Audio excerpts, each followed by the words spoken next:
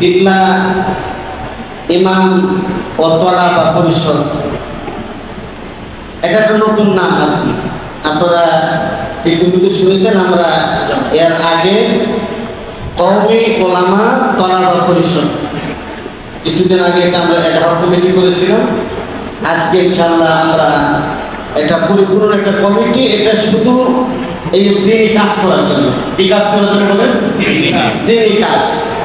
এখানে কোনো রাজনীতিও না এবং অন্য কোনো সেবামূলক কাজ, আত্মশুদ্ধিমূলক এবং সেবামূলক কাজ। আমরা এখানে একটা ইসলাম মাহফিল করেছি, আগামীতে আবার ওই পাড়া একটা করবো, তারপরে দক্ষিণ পাড়ায় করবো, এইভাবে করে আমরা ইসলামী মজলিস করবো ইনশাআল্লাহ তাআলা। জিকির আজকার হবে, এখানে অন্য কোনো কারোর বিরুদ্ধেও নয়, কি সব হবে আসমানের উপরে আর জমিনের নিচের কথা। কি আসমানের নিচে জমিনের উপরের কথা। আল্লাহ তাআলা যেন আমাদেরকে এগুলোর উপর আমল করার তৌফিক দান করেন। মোহতারাম হাজিরিন, আত্মশুদ্ধি এবং ইসলাহ নফস বা আত-তাজকিয়াতুন নফস, এটা হলো ফরজ, এটা সুন্নাত নফল না। শিরক থেকে, কুফর থেকে, বেদাত থেকে, রিয়া থেকে, অহংকার থেকে, সকল প্রকার খারাপি গুণ থেকে নিজের অন্তরকে পরিচ্ছন্ন করে ভালো গুণ অর্জন করার নামই হলো আত্মশুদ্ধি, তাজকিয়াতুন নফস। আর কোন ব্যক্তি আত্মশুদ্ধি ছাড়া আল্লাহ জান্নাতে যাইতে পারবে না। একজনের ইমানই ঠিক হয়নি, শিরক মুক্ত যদি আমল না হয়, আল্লাহর দরবারে ওই আমল দ্বারা কোনো লাভ হবে না। এগুলো শিরক মুক্ত ইবাদত হতে হবে, অন্তর হবে পরিচ্ছন্ন। বলে যে লোকটা তো দেখতে সুন্দরী কিন্তু দিনটা খারাপ, মনটা ভালো না, বলেন এরকম? যে লোকটা এমনি বাস্তবে দেখা যায় অনেক সুন্দর, কিন্তু আসলে মনটা মারাত্মক ধরনের হিংসা বিদ্বেষে ভরা, এই লোকটা মারাত্মক ধরনের খারাপ মানুষ। এটা বলে নাকি? তারা মানুষের সম্পর্ক কিভাবে আল্লাহ তাআলার সাথে হয়ে যায়, এই কাজটাই সমস্ত নবী এবং রাসূল করে গেছে। আমরা চাই যে আমাদের এলাকার লোকদের সম্পর্ক যেন আল্লাহ তাআলার সাথে হয়ে যায়। আমরা চাই আমাদের এলাকার মানুষদের সম্পর্ক যেন মসজিদের সাথে হয়ে যায়। আমরা চাই, আল্লাহ রাসূল ইশারা করেছেন, অর্থাৎ তাকওয়া এই জায়গায় থাকে। কি থাকে বলে? তাকওয়া এই জায়গায় থাকে। হাদিস একটা আমাদের সামনে করেছি, সে হাদিসের মধ্যে আল্লাহ রাসূল বলেছেন, আলা ইন্না ফিল জাসাদি মুযগা, এই যে গোশতের টুকরা বলতে যে কলব, আসলে আমাদের অন্তরের মধ্যে যে হাড় আছে সেটা আসলে মাকসাদ নয়, কিনা? সেটা মাকসাদ না। এই হাড় কি ঠিক হয় এটা মাকসাদ না। হাড়ের বাইরে আরেকটা আকল আছে, আকল নামক একটা বস্তু আছে, ওইটা যদি ঠিক হয়ে যায় তাহলে ওই মানুষটা ঠিক হয়ে যায়। আমাদের দেশে দেখবেন নাস্তিক মুরতাদ আছে, নাস্তিকরা আল্লাহ বিশ্বাস করে না। নাস্তিকরা কি করে? অর্থাৎ যার মেধা ঠিক হয়ে গেছে সে লোকটাই ঠিক হয়ে গেছে। এখন একজনের যদি মন, এটা আমাদের আকাবির এবং বুজুর্গানে দিন আউলিয়া ইকরাম এই দেশে এসে করেছেন। হযরত শাহজালাল মুজাররাদ ইয়ামানি রাহমাতুল্লাহ আলাইহি, ওনারা এই দেশে আসছিলেন এদেশের মানুষকে আল্লাহওয়ালা বানানোর জন্য। শাহ মাকতুম রাহমাতুল্লাহ আলাইহি এদেশে আসছিলেন মানুষকে আল্লাহওয়ালা বানানোর জন্য। এই ধরনের যত পীর বুজুর্গানে দিন এদেশে এসেছিলেন। আমাদের দেশের মানুষ আগে লুঙ্গি পরা জানতো না, পায়জামা পাঞ্জাবি পরা জানতো না। বলতেছে এই সমস্ত পীর এবং বুজুর্গরা এসে কি করেছেন? আমাদেরকে লুঙ্গি পরা শিখাইছেন, পাঞ্জাবি পরা শিখাইছেন, টুপি পরা শিখাইছেন। আল্লাহু তাআলা মোহতারাম হাজিরিন, এজন্য আমি আপনাদেরকে বলতেছিলাম যে আল্লাহ তাআলা কোরআনে কারীমের মধ্যে বলছেন যে তোমরা আল্লাহ ওয়ালাদের সান্নিধ্য অর্জন করো, আল্লাহ ওয়ালাদের সাথে উঠা-বসা করো। আল্লাহ তাআলা বলেন, ইয়া আইয়ুহাল্লাযীনা আমানু তাকুল্লাহ ওয়া কুনু মা'আস সাদিকিন, হে ঈমানদারেরা তোমরা আল্লাহকে ভয় করো এবং আল্লাহ ওয়ালাদের সাথে হয়ে যাও। অর্থাৎ আল্লাহ ওয়ালারা যেমন ভাবে চলে ওইভাবে তোমরা চলো। আল্লাহ ওয়ালারা যেমন টুপি পরে তোমরা তেমন টুপি পরো। আল্লাহ ওয়ালারা যেমন জামা পরে তেমন জামা তোমরা পরো। আল্লাহ ওয়ালারা যেভাবে নামাজ পড়ে ওইভাবে তোমরা নামাজ পড়ো। আল্লাহওয়ালারা যেভাবে জীবন যাপন করে ওইভাবে তোমরা জীবন যাপনে অভ্যস্ত হও। এটি হলো উদ্দেশ্য। আল্লাহওয়ালাদের সাথে ওঠা বসা করা, হাক্কানি আলেমদের সাথে ওঠা বসা করা। একজন বুজুর্গ বলেছেন, এক জামানা সোহবতে বা আউলিয়া বেহতরা সদ সালা তোমাতে বেরিয়া। একটু সময়, সামান্য সময় হাক্কানি আলেমদের সোহবতে থাকা, আল্লাহওয়ালাদের সোহবতে থাকা 1000 বছর ইবাদতের থেকে আল্লাহ তাআলার কাছে দামি। একজন হাকিম মোহাম্মদ মুজাদ্দিদ মিল্লাত হযরত মাওলানা শাহরি থানভীকে জিজ্ঞেস করলেন, ও মাওলানা, ইনি তো বলেছেন শুধু আল্লাহওয়ালাদের সাথে ওঠা বসা করলে 1000 বছর ইবাদতের সওয়াব, আপনি এ ব্যাপারে মন্তব্য কি? তিনি বলেন, আমি বলি 1 লক্ষ বছরের থেকে বেশি সওয়াব। লাকসানা তোয়াতে বেরিয়া। তাহলে বোঝা গেল এই যে আপনারা কিছু সময়ের জন্য হাক্কানি আলেম আমাদের সোহবতে বসছেন, এই অল্প সময়, এটা 1000 বছর ইবাদত করলে যতটুকু লাভ হতো, এই অল্প সময়ের সোহবতের দ্বারা এই পরিমাণ লাভ হয়েছে। জোরে বলেন সাহাবায়ে কেরামের দাম এত বেশি কেন? সাহাবায়ে কেরাম নবীজির সান্নিধ্য অর্জন করেছেন। ওয়াইসকুরনির নাম শুনেছেন, মায়ের খেদমত করতে গিয়ে ওয়াইসকুরনি নবীজির সাহাবী হতে পারেন নাই।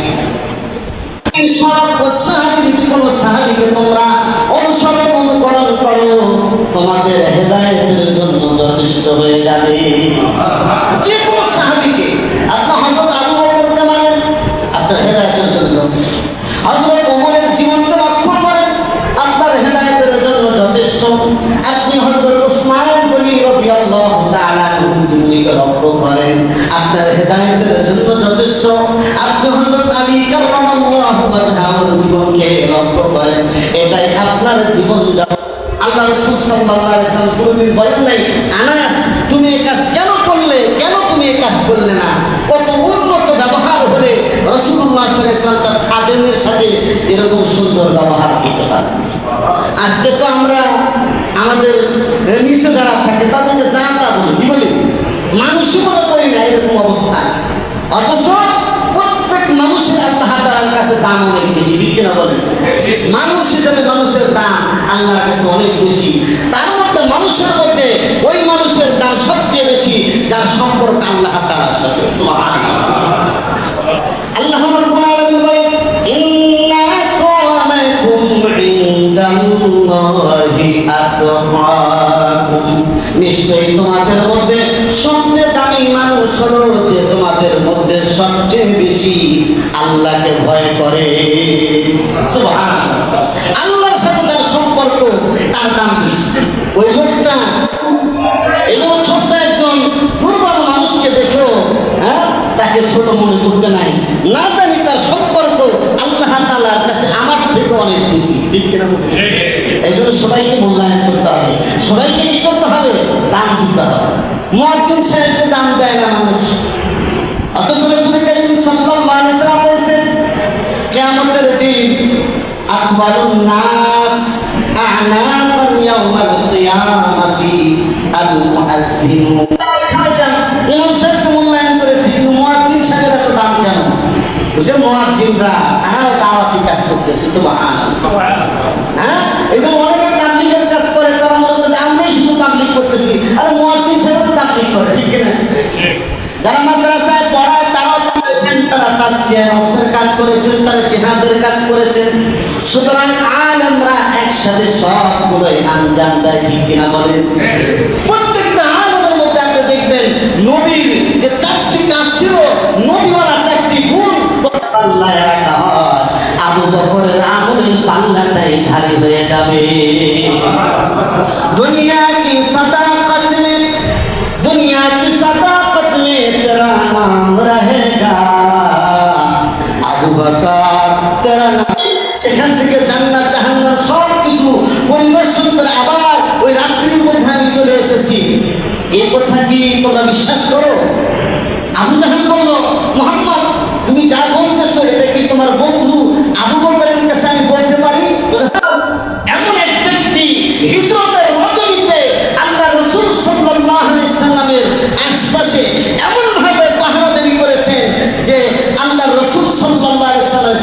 কোনো তীর না লাগে এবং হিরান জামালের কিনা বলেন, এরাই পরে নেতা হয়ে যায়, এরা পরে লিডার হয়, ঠিক কিনা? যারা দূরে দূরে থাকে এরা কোনো দাম পায় না, তারা কোনোদিন মন্ত্রিত্ব পায় না, তারা এমপিও হতে পারে না। কিন্তু যারা লিডারের সাথে সম্পর্ক ভালো তারা দুনিয়াতে দাম পায়। দুনিয়াতে যদি দাম পায় তাহলে সহবতে তালেহ তুরা তালেহ গুনাহ, বলে সৎসঙ্গে স্বর্গে বাস, অসৎসঙ্গে সর্বনাশ। ভক্তের মধ্যে যে বিশাল মাদক যখন খায়, মদ যখন খায়, সে তখন ধর্ষণ করতে পারে, খুনও করতে পারে, যত ধরনের অন্যায় অপকর্ম আছে তার জন্য কোনো ব্যাপার। এই জন্য মদ এটা হারাম করা হয়েছে। আল্লাহ রাব্বুল আলামিন বলেছেন, ইন্নামাল খামরু ওয়াল মাইসিরু ওয়াল আনসাবু ওয়াল আজলামু রিজসুম মিন আমালিশ শাইতান। ওই বান্দারা মদ, জুয়া, লটারি শয়তানের কাজ, ছেড়ে দাও। এখন তো যে বিশ্বকাপ খেলা হয়, এই বিশ্বকাপ খেলাতে গেলে জুয়া চলে, কি চলে? এটা জুয়ার আসল, কিসের আসল? এই দল এই দল, কি এই দলে বলে যে আমরা জিতলে আমাদেরকে এত দিবা, আর এই দল বলে আমরা জিতলে এত দিবা, কি এইভাবে বাসি হয়, বাসি। ইসলামে তো খেলাধুলা জায়েজ আছে, বৈধ। ইসলামের 4টি খেলা শরীয়ত অনুমোদন করে, উৎসাহিত করে। তার মধ্যে তীরন্দাজি, ঘোড়ায় চড়া, হ্যাঁ, সাঁতার কাটা, হ্যাঁ, এরকম ভাবে, হ্যাঁ, শরীরের কসরত করা, এই সমস্ত খেলাধুলা ইসলামের জায়েজ। আল্লাহ রাসূল সাল্লাল্লাহু আলাইহি ওয়াসাল্লাম মদিনার বালকদেরকে বললেন, তোমরা খেলাধুলা করো, কারণ ইহুদি নাসারা তারা যেন বুঝতে পারে ইসলামের মধ্যে প্রশস্ততা আছে। এগুলো শরীর চর্চা করার জন্য, ব্যায়ামের জন্য, শরীরকে সুস্থ রাখার জন্য, এটা শরীর চর্চা, ব্যায়াম করা, এটা কি বৈধ না, বরং উত্তম। জোরে বলেন না সুবহানাল্লাহ। এই জন্য আল্লাহওয়ালাদের কাছে যদি না যায় তাহলে আল্লাহকে চেনা যাবে না। আল্লাহকে চিনতে হবে আল্লাহওয়ালাদের কাছে, যে চিনছে তার কাছে আপনাকে চাইতে হবে, এছাড়া কোনো উপায় নাই। হাকিমুল উম্মাহ মুজাদ্দিদ মিল্লাত মাওলানা আশরাফ আলী থানভী বলেন যে আমরা তো বড় আলেম ছিলাম, রশিদ আহমদ গাঙ্গুহি বলেন আমরা বড় আলেম ছিলাম। হাজি ওদের যতক্ষণ না আমরা হাজি এমদাদুল্লাহ মহোদয় মক্কি রহমতুল্লাহের সোহবতে না গেছি ততক্ষণ পর্যন্ত আমাদের এলেমের মধ্যে রং আসে নাই। জোরে বলেন না সুবহানাল্লাহ। এলেমের মধ্যে তখনই রং আসছে যখন হাজি এমদাদুল্লাহ মহোদয় মক্কি রহমতুল্লাহের সোহবতে সময় কাটাইছি। জোরে বলেন সুবহানাল্লাহ। মাওলানা থানভীকে জিজ্ঞেস করা হয়েছে, আপনি এত কিতাব, এত বই, এত কিছু কেমনে লিখলেন?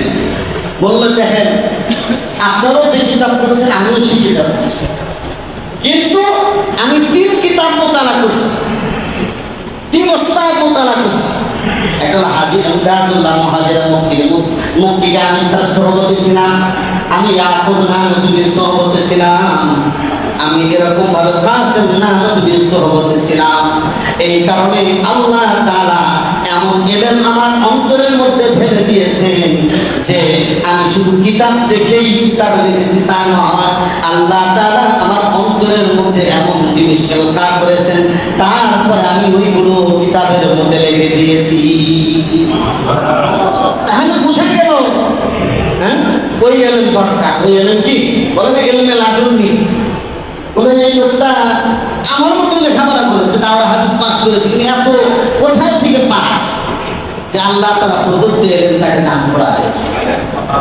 এই জন্য আল্লাহ রাসূলকে আল্লাহ তাআলা বলেছেন, ওয়াকুর রাব্বি জিদনি ইলমা। ও নবী, আপনি বলেন, হে আল্লাহ আমার ইলম বাড়ায়া দাও, হে আল্লাহ আমার ইলম বাড়ায়া দাও। এই যে ইলম বৃদ্ধির জন্য দোয়া করা যায়, এটাই ইলম বৃদ্ধির জন্য দোয়া করা যায়। এই জন্য বড় বড় বুজুর্গানদের যারা ছিলেন তারা এরকম অনেক দূরে দূরে গিয়ে আল্লাহওয়ালাদের সুহবত উঠায় তারপরে তারা বড় বুজুর্গ হয়েছে। শেখ আব্দুল কুদ্দুস গাঙ্গুহি রহমতুল্লাহ আলাইহি বহুত বড় এক বুজুর্গের নাম। ওনার কাছে অনেক মানুষ আসতো, ওনার খানকায় অনেক লোকজন আসা যাওয়া করত। কিন্তু তখন তার নাতি ছিল একটা, তার নাতিরা তো পীর সাহেবের নাতি যারা হয় তারা তো অনেক সাংসদ থাকে। কিন্তু ওই সময় তার দাদাকে, তার দাদা যে পীর ছিল, এর মর্যাদা সে বুঝতে পারে, যার কারণে তাদের সোহবতে বসা, দাদার কাছে সান্নিধ্যে আসা, তার মুরিদ হওয়া, তার কাছে বায়াত হওয়া, এগুলো করে। এরপরে যখন দাদা মারা গেল তখন আর লোকজন আসা বন্ধ হয়ে গেছে। পরে শুনতে পারলো যে আমার দাদার একজন খলিফা অমুক জায়গায় থাকে, অনেক পথ অতিক্রম করে ওই জায়গায় গিয়েছে। বলে যে আমি যখন শুনছে যে আমার পীর সাহেবের, আমার পীরের কে এসতেছে, নাতি এসতেছে, লাল গালিচার সংবর্ধনা দিয়েছে, অনেক উন্নত মানের খাবার এনে তুলে নেয়, তাও পরিষ্কার করতে হবে, টয়লেট পরিষ্কার করে প্রতিদিন। কিন্তু পীর সাহেব যেহেতু পীর সাহেবের মূল পীর সাহেবের নাতি তার কাছে আসছে, এই জন্য খেয়াল রাখে যে কি করে, কি অবস্থা। একদিন তার সুইপারকে বলছে যে ওইখানে যে বসে থেকে একজন লোক বাথরুম পরিষ্কার করে, হ্যাঁ খেলা করতে না, এটা বুঝেছি না দা। তখন সাহেবের কাছে সুইপার বললো, হুজুর তার পাশে নিয়ে গেলাম, তার পাশে যে একটু ধাক্কা লাগায় আয়নাগুলো তার গায়ের মধ্যে ফেলায় দিলাম। ফেলায় দেওয়ার পর ছোট্ট কিসের কাছে রিপোর্ট করছি যে হুজুর আসলে এই অবস্থা, যে আজকে যদি একবারে নরম হয়ে গেছে, আমার কাছে মাফ চাইছে, আবার দোয়া চাইছে, তাহলে বলেছে কিছুটা অ্যাকশন হয়েছে। তারপরে তাই ডেকে তারপরে তাকে খেলাফত দেওয়া অস্ত্রে ট্রেনিং হয়, এই জন্য ওইটা তথ্য দিতেছে। কিন্তু এখানে তো তেমন কিছু পাইলাম না। কিন্তু এই যে একটা টাকা আমি আপনার এখানে দিয়ে গেলাম, আমি এটাও শুনছি এখানে কোনো অনেক টাকা পয়সাও আসে, কিভাবে আসে, কোথা থেকে আসে, এটা আমরা জানি না। মসজিদ থেকে দূরে সরানো, মানুষকে দাওয়াতের তাবলীগ থেকে দূরে সরানো, মানুষকে আল্লাহওয়ালাদের সোহবত থেকে দূরে সরানো মাকসাদ। যে ভারতবর্ষে ইংরেজরা এসে এদেশের সব কিছু দখল করেছিল, কিন্তু ছোট ছোট বাচ্চারা করে। অর্থাৎ এই মাদ্রাসাগুলো হলো মুসলমানদের কেন্দ্র।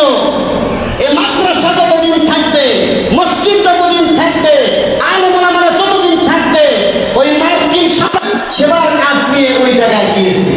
যে ফিলিস্তিনের এক পালকের কাছে গেছে, তার এক হাত নেই, দুই হাতে নেই, এক পা নেই, লাঠির উপর ভর করে যখন তাদের কাছে প্রাণ নিয়ে গেছে, তাদের শুকরিয়া আদায় করছে আর বলছে যে তোমাদেরকে নিয়ে আবার বাইতুল মুকাদ্দাসকে আমরা দখল করতে চাই। সুবহানাল্লাহ। তোমাদের সাথে তোমাদেরকে নিয়ে আমরা দুইজন সাহাবী ইন্দোনেশিয়া আসছেন, জোর বলেন সুবহানাল্লাহ, ব্যবসা করার জন্য আসছেন। ব্যবসা আমাদের এখানে তো মাশাআল্লাহ পিপলা গ্রামে এখন অনেক বাজার বসে, ভালো লাগে আমার কাছে। এখানে তরি তরকারি পাওয়া যায়। উনি যে আসবেন এটা কল্পনাই করতে পারিনি।